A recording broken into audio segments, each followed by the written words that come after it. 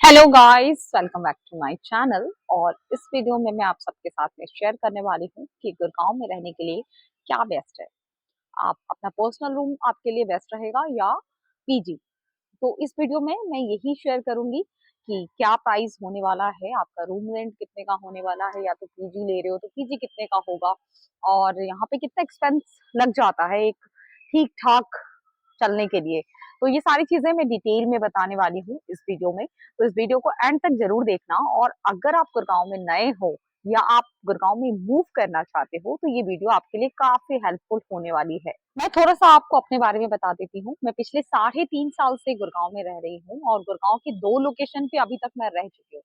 पहले मैं रहती थी ओल्ड गुड़गांव में और अब मैं रहती हूँ सोना रोड के नियर बाय रहती हूँ। जो लोग सोना रोड जानते होंगे, जो लोग गुड़गांव में रहते हैं, उनको पता होगा कि मैं किस लोकेशन की बात कर रही हूँ। थोड़ा सा मैं आपको दिखा देती हूँ इस लोकेशन को। ये देखो, मैं इस लोकेशन में रहती हूँ। ये एक मतलब आप कह सकते हो ये एक गांव टाइप है, गांव है ये। और बिल्कुल पास में आपको सामने जो टावर देख रहे हो वहां पे एसपीआर रोड है, जो काफी जाना माना रोड है गुड़गांव का। और इस टाइम पे बहुत अच्छे से डेवलपमेंट चल रही है उस रोड पे। तो कुछ ये मैं अभी जो आई हूँ, ये मेरे जहाँ मैं रहती हूँ 1 आवर के लेके उस रूम के छत पे आई हूँ। और ये पूरा व्यू है मेरे छत से। तो इस रूम में ना मैं पिछले 2.5 साल हो गए मुझे। 2.5 साल से मैं रह रही हूँ। इसलिए रहती हूँ इस लोकेशन पे क्योंकि इस लोकेशन से ना सारी चीजें आसपास है।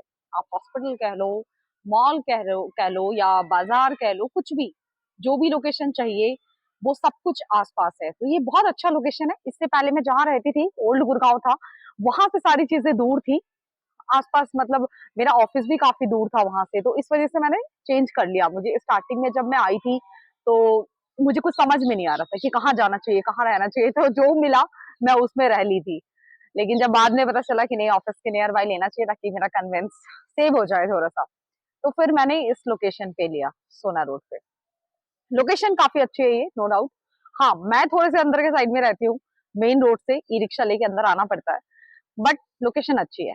कैब वैब सब कुछ सारी चीजें आ जाती है, ऐसी कोई दिक्कत नहीं होने वाली। मैं इसलिए बोल रही हूँ ये चीज क्योंकि गुड़गांव के आज भी बहुत सारे ऐसे लोकेशन है जो बिल्कुल विलेज है, जहाँ पे कैब फैसिलिटी भी नहीं मिल पाती सही से। तो ये वैसा एरिया नहीं है। तो अब मैं आपको बताती हूँ कि क्या सही रहने वाला है आपके लिए। तो देखो, आपको रहना है, आपको पता होगा कि आपके लिए क्या बेस्ट है। मैं उनमें से हूँ। मैं पीजी का खाना नहीं पसंद करती, मुझे नहीं पसंद पीजी में बना बनाया खाना मिले और उसमें एक रूटीन होती है कि आपको वही फॉलो करना होता है, वही खाना खाना होता है। तो मुझे नहीं पसंद है, इस वजह से मैं पीजी प्रेफर नहीं करती। मुझे पसंद है मैं अपने हाथ से बना के खाऊं, जो भी खाऊं। तो इस वजह से मैं 1 आवर के लेके रहती हूँ। अगर आप नए हो और आपको ये खाना वाना बनाने के झंझट में नहीं पड़ना है, क्योंकि ये काफी टफ होने वाला है। सारा दिन ऑफिस करोगे, ऑफिस के बाद में घर आके खाना बनाओगे, सब्जी लेके आओगे, तो डिफिकल्टीज तो आने वाली है ही। तो आप सोच लेना आप क्या आपके लिए सही रहेगा। बना बनाया पीजी में खाना मिल जाएगा। अब मैं आपको बताती हूँ पीजी का क्या रेंट है यहाँ पे। यहाँ पे अगर इस एरिया की मैं बात करूँ, सोना रोड बहुत ही अच्छा एरिया है, इंडस्ट्रियल एरिया है। यहाँ पे बहुत सारे ऑफिसेज है, मैक्सिमम ऑफिस इसी रोड पे आपको देखने को मिल जाएंगे। तो इस एरिया में अगर आप पीजी लेते हो ट्रिपल शेयरिंग में, तो कम से कम 6,000 में आपको ट्रिपल शेयरिंग पीजी मिल जाती है। यही अगर आप डबल शेयरिंग में लेते हो तो आपको 8 से 10 हजार रुपए लग जाता है। ठीक है, शायद कुछ कुछ पीजी में ज्यादा भी है, 12-15 हजार रुपए भी है। तो वो डिपेंड करता है कि पीजी में आपको कौन कौन सी फैसिलिटी मिलती है। स्विमिंग पूल की फैसिलिटी होती है, जिम की होती है, बहुत सारी फैसिलिटीज होती है। तो वो डिपेंड करता है, पावर बैकअप है और बहुत कुछ। तो जिस पीजी में जितना ज्यादा फैसिलिटी होगा वो पीजी उतना ही महंगा होगा। लोकेशन बहुत अच्छा है, इस लोकेशन में कोई डाउट नहीं है। अगर 1,000-2,000 रुपए पीजी अगर एक्स्ट्रा ले रहा है या ज्यादा ले रहा है तो ठीक है, इस लोकेशन में आपको कोई दिक्कत नहीं आने वाली है। रात के 2 बजे भी आप निकल के कहीं आसपास जाते हो तो आपको चीजें मिल जाती है। अगर आप मेडिकल शॉप ढूंढो या कोई खाने पीने की दुकान ढूंढो, रात के 2, ढाई, 3 बजे भी आपको देखने को मिल जाती है। तो लोकेशन बढ़िया है, इस हिसाब से पीजी का रेट थोड़ा सा हाई है। यही अगर आप थोड़ा सा और अंदर के साइड, विलेज के साइड चले जाते हो तो यही पीजी का रेट 3,000 तक कम हो जाता है। 3-3.5 हजार में आपको ट्रिपल शेयरिंग पीजी भी मिल जाती है अगर विलेज के साइड में जाते हो तो। अगर मैं बात करूं 1 आर के की, तो इस एरिया में 1 आर के स्टार्ट हो जाता है 15,000 से। इसमें आपको रूम के साथ ही आपको किचन मिलता है, उसी के साथ आपको अटैच बाथरूम मिल जाता है। 15,000 से 1 आर के स्टार्ट हो जाता है, अगर ढंग का 1 आर के लेते हो तो, मतलब प्रॉपर सिक्योरिटी कैमरा और सारी चीजों के साथ लेते हो तो।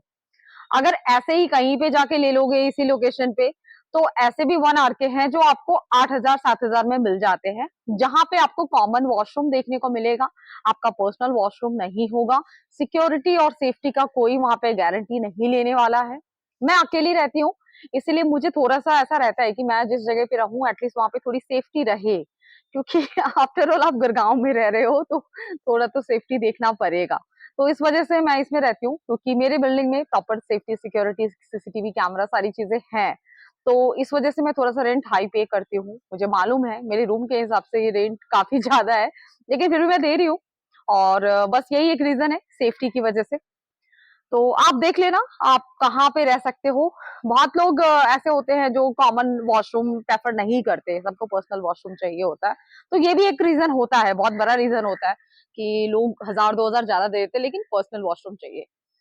तो मैंने आपको रेंट का बता दिया 1 आर के का, और दूसरा मैं आपको पीजी का भी बता चुकी हूँ। 1 आर के में एक और फैसिलिटी बहुत अच्छी लगती है, जो मुझे अपनी मर्जी से जो मन करे आप बना के खाओ, जो मन करे आप करो अपने रूम में, आपको कोई बोलने वाला रोकने टोकने वाला नहीं होता।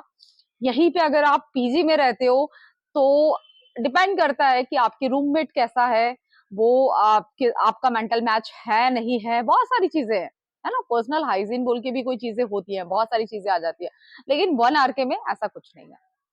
दूसरी चीज, इस टाइप के 1 आर के जब आप लेते हो, उसमें आपको ऑनर से पहले ही बात कर लेनी होती है कि आप कितने लोग रह सकते हो। कोई कोई 1 आर के में 2 लोग या 3 लोग मतलब अलाउ होते हैं। हालांकि मैं सिंगल रह रही हूँ, क्योंकि मैं सिंगल रहना चाहती हूँ, इसीलिए। आपकी मर्जी है, आप चाहो तो 1 आर के लेके 2 या 3 लोग आपस में शेयर कर सकते हो, तो ये आपकी चॉइस है। और एक चीज है, पीजी में आप कहीं भी आने जाने के लिए आपको एक टाइम टेबल फॉलो करना होता है, एक रूटीन फॉलो करना होता है। खाने के लिए भी आपको रूटीन, एक टाइम टेबल फॉलो करना होता है। अगर आप टाइम पे नहीं जाओगे तो लंच या डिनर नहीं मिलेगा, ठीक है। तो ये सारी चीजें होती है पीजी में ये सारी चीजों का ध्यान आपको रखना पड़ता है। पर 1 आर के में ऐसा कुछ नहीं है, सब आप अपने मन के मर्जी हो, मन के मालिक हो, जो मन करे करो, जो ना मन करे मत करो। हाँ, पीजी में एक चीज अच्छी है, आपको कपड़ा धुला धुलाया मिल जाता है। या तो कुछ कुछ पीजी में आपको वॉशिंग मशीन की फैसिलिटी मिलती है, वहां पे आपको खुद ही धोना पड़ता है, ठीक है। और बात रही कि यहाँ पे एक्सपेंस कैसा है, तो एक्सपेंस यहाँ पे सबसे ज्यादा जो खर्चा मैंने देखा है वो खर्चा है आपको आने जाने में। आप कहीं आते जाते हो तो उसका खर्चा बहुत ज्यादा है। यहाँ पे उबर, ओला, रैपिडो, इन सबका ना एक्सपेंस बहुत ज्यादा आ जाता है। यही मेन खर्चा मुझे दिखता है यहाँ का। बाकी तो ठीक है, खाने पीने का रेट 100 50 थोड़ा ऊपर नीचे हो जाता है, वो आप एडजस्ट कर सकते हो। लेकिन आप बिलीव नहीं करोगे, आप कहीं भी जाओगे ना, मतलब अगर आप 2 3 किलोमीटर भी चले जाते हो, आपके 200 रुपए कहाँ चले गए आपको पता नहीं, सिर्फ जाने जाने के। तो आने जाने का खर्चा यहाँ पे बहुत ज्यादा है। बहुत सारा एरिया ऐसा है यहाँ पे जहाँ पे लोकल व्हीकल अलाउ नहीं है, नहीं चलता। आप सोचोगे ना कि आप शेयरिंग ऑटो में चले जाओगे, तो बहुत सारे एरिया ऐसे हैं कुछ जहाँ पे शेयरिंग ऑटो नहीं चलती है, वहां पे आपको पर्सनल ऑटो करके जाना पड़ेगा।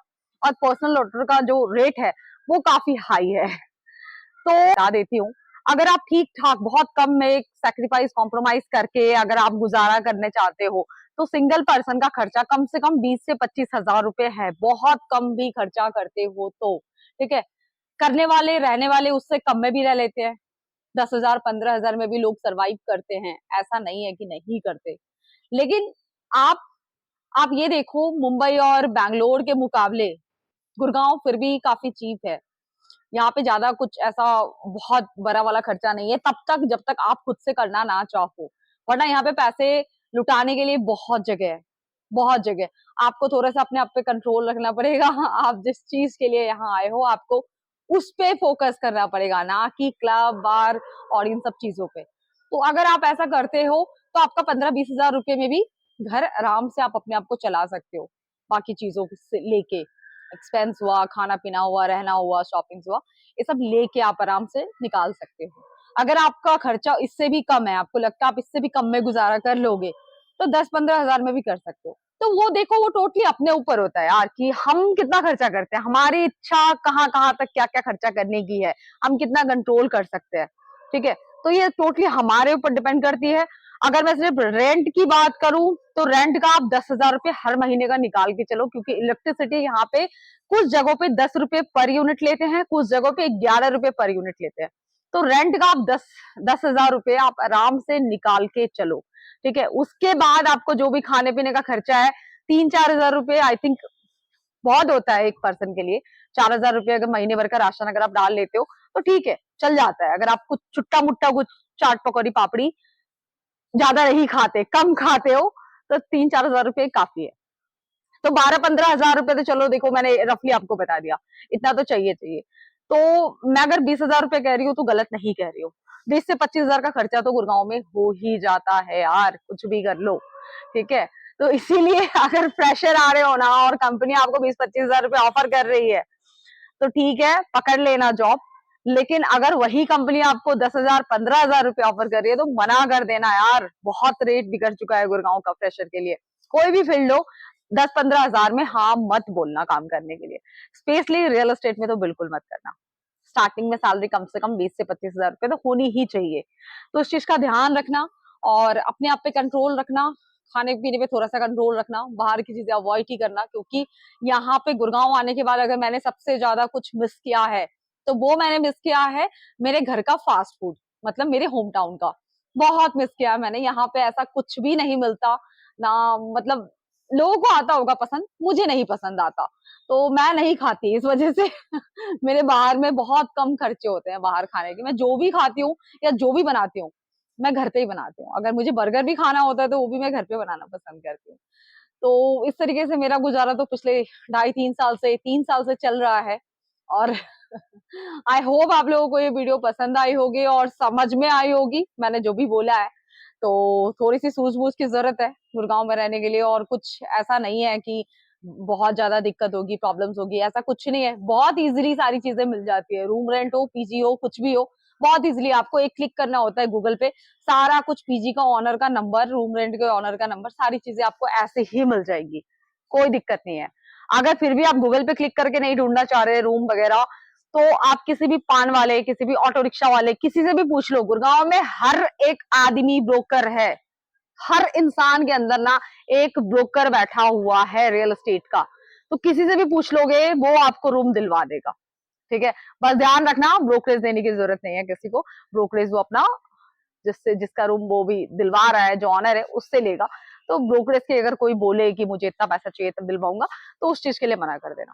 ठीक है, बाकी आइडिया लेने के लिए यहाँ के लोगों से पूछ सकते हो, वो आपको बता देगा कहाँ पे रूम रूम। और यही अगर मैं बात करूँ गोल्फ कोर्स रोड की या डीएलएफ 1 2 3 4 की, तो ये सारे जो रेट मैंने अभी आपको बताए हैं, ये सब ऑलमोस्ट डबल हो जाते हैं, क्योंकि वो एरिया काफी एक्सपेंसिव एरिया है अपने आप में। और वहां पे आपको 1 आर के या पीजी जैसी फैसिलिटीज भी नहीं मिलती, वहां पे आपको 2 BHK 3 BHK लेना पड़ता है और काफी महंगा रेट है उधर का।